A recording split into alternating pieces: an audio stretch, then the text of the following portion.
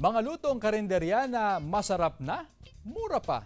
Ibinida sa Cook-Off Challenge 2024 sa Pampanga. Silipin sa report. Food trip ba ang hanap mo, kapuso?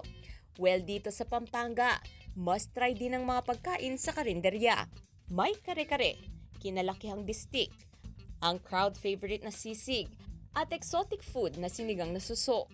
Tampok yan sa Karinderya Cook-Off Competition ng Pampanga Provincial Government. Sa huli, naghari ang bersyon ng healthy okoy ng bayan ng Masantol, sangkap ang kamote, kalabasa at carrots. Masarap na, abot kaya pa sa bulsa. Very common siya, di ba?